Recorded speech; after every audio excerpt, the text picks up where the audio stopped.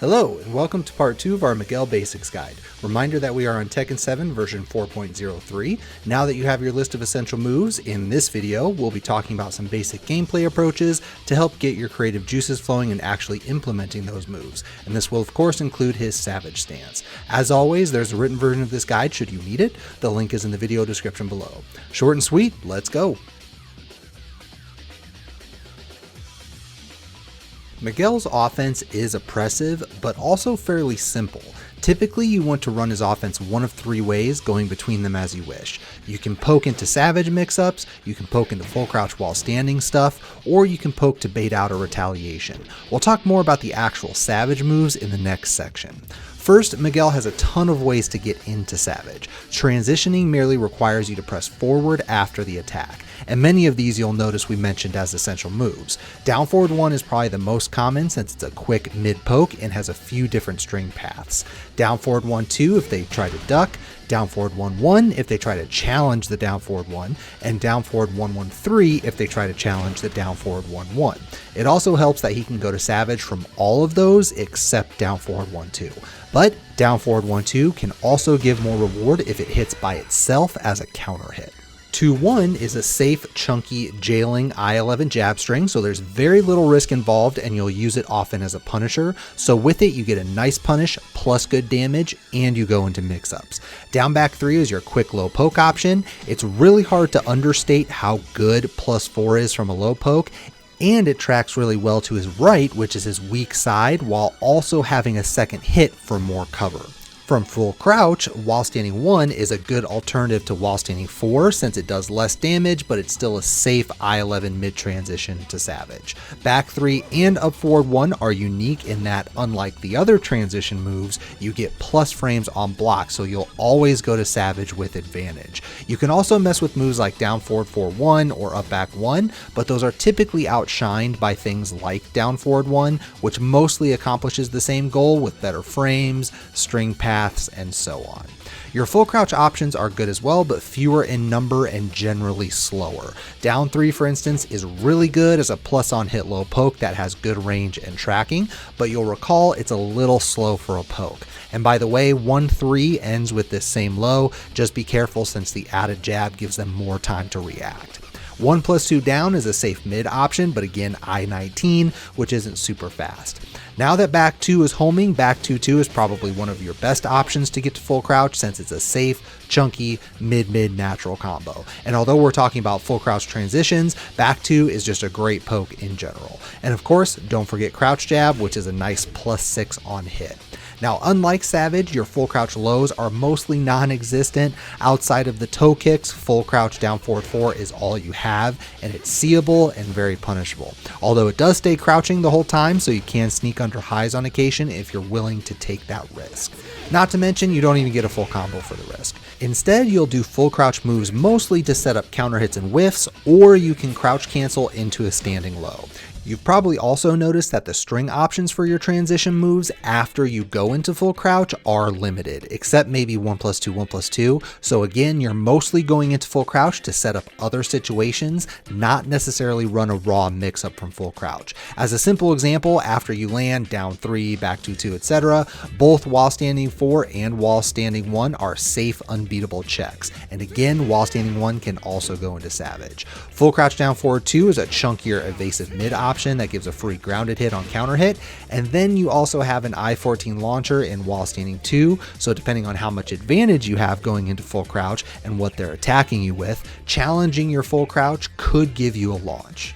But this is a good segue to our last offensive approach, which is that it's important not to always go directly into Savage or do a full crouch while standing move just because you have that option. Instead, you should be mixing in a healthy amount of normal frame traps, meaning that you'll merely take your frames to set up a counter hit or whiff situation instead of working a transition mix-up. For one, not all of your pokes are transitions, down forward 3-2 for example. Secondly, Miguel is really strong in this area since he has a bunch of counter hit launchers at the end of his strings. For example, counter hit down forward 1-1-2, counter hit down forward 4-1-1, counter hit back 2-2, and counter hit 1+2, 1+2. All of those will give you a full combo if that last hit connects counter hit. So although you should remember that there's always risk in finishing a string, Miguel is a character that gets a ton of reward for guessing right with it. Or of course you can simply use one of his strong counter hit tools like back one, hop kick, etc.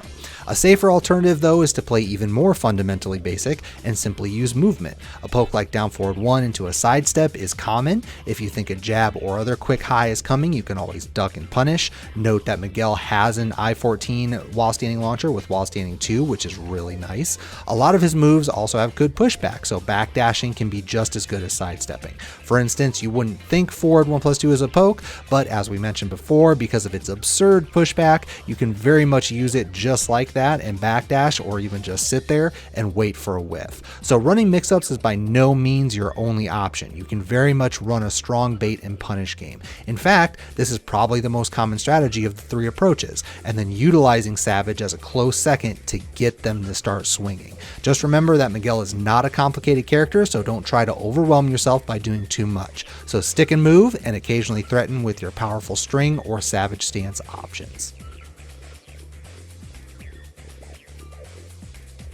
To start, note that you can block in Savage as well as low parry, so if you transition without advantage, you don't have to commit to an attack, you can just play defense.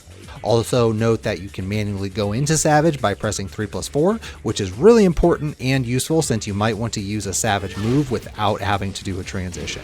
There are also a lot of situations where you can get free Savage moves as a follow-up, so get used to doing this. Lastly, as we go through these moves, for those of you who aren't new to the game, you might notice a bunch of Season 4 buffs to his Savage moves. I won't be pointing all of those out.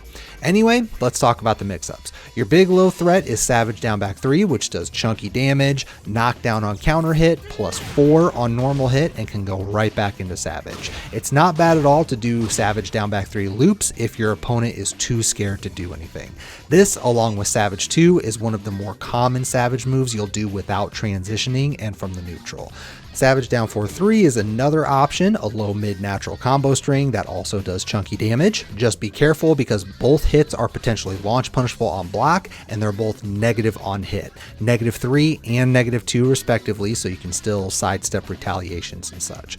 Once they start ducking, Savage 2 is probably the most common mid. It's a safe, quick power mid that can knock down or wall splat, and when I say power mid, I do mean it. It does 32 damage on normal, which is only a couple points lower than a non-clean Death Fist, but although you get a little less damage, Savage 2 is much safer. This is why it gets spammed so much in the neutral. If you want something a little quicker and even safer than that, both Savage down forward 1 and Savage back 1 are I-14 mid pokes that can loop back into Savage. Savage down forward 1 has better block hit frames, but back 1 is homing and has string follow-ups. Also note that counter hit Savage back 1-4 is another one of those pesky counter hit launches. Savage 3 is also a safe mid poke that has a second hit you can confirm, and it can go back to Savage. And stop me if you've heard this before, but the second hit of Savage 3-3 is a counter hit launcher.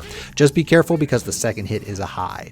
If you want the big damage, Savage down forward 2 is your best launch option. It has great range, evades highs really well, but it is risky at -17. And instead of a low, Savage forward 1+2 is also a quick pressure option at +6 on block and can go back to Savage. The big weakness of Savage is that your evasive counter hit options are limited by speed.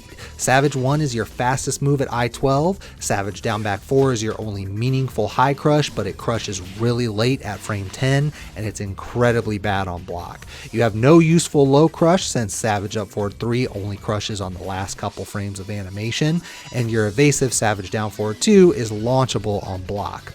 Still, these moves are powerful in every other aspect. Savage 1 is neutral on block, can go back into Savage, and has really scary string options for those trying to challenge your single Savage 1. Savage 1-1 is a safe jailing natural combo that gives a mini combo on hit. Savage 1-4 is also a natural combo, gives a knockdown or wall bounce. -10 but with lots of pushback. Savage 1-2 is a high mid poke string, can go back to Savage. -10 but has a third launching hit for more cover, and it doesn't need to be counter hit. Savage down back 4 is homing and gives a mini combo plus excellent Oki. Savage up forward 3 is a safe chunky mid that can knock down and splat. It's It's also the same speed as Savage 2, so you'll see this in the neutral sometimes as well. Your best anti-button option is actually Savage Back 3, a safe high power crush that gives a free Savage 2 in the open, and it can wall splat. Savage Back 2 is also a punch reversal if you're really confident that they're going to use a punch.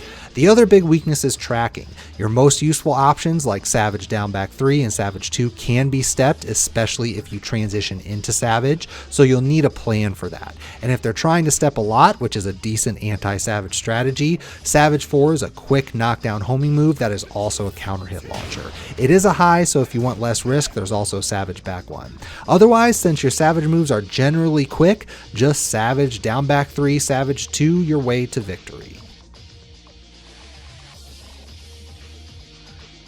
Unfortunately, Miguel's normals are pretty bland. His 1+3 isn't special at all so far as I know, and 2+4 only gives you a little bit of Oki. His only command grab is down forward 1+2, which can be scary since it leaves you at +5 right in their face and can go into Savage. However, since it's his only command grab, it's really tough to get a grab against a strong defensive player. But if you mix up your timing, maybe you'll be lucky enough to sneak one in. This now brings us to the end of part 2. Hopefully this discussion gives you a good starting place to get your game going and get you some wins. In our next and final part, we'll talk about referential items, which will include punishers, basic combos, high-level players you can check out, and a brief character summary. Expect that here in a couple of days. And with that, thank you for checking out this video. Don't forget to like and subscribe here on YouTube. Also be sure to turn on notifications if you'd like to get alerted as soon as a new vid is uploaded. I also try to stream whenever I can, so the link to Twitch is down in the video description below. You will find Twitter and Facebook links down there too. Lastly, special thanks to our 3 patrons, Tato, Apples, and Overhaul. That support means a lot. Patreon is definitely the best way to support your favorite content creators, and the more support the channel gets, the more content I can afford to do. Stay safe everyone, and we'll see you next time.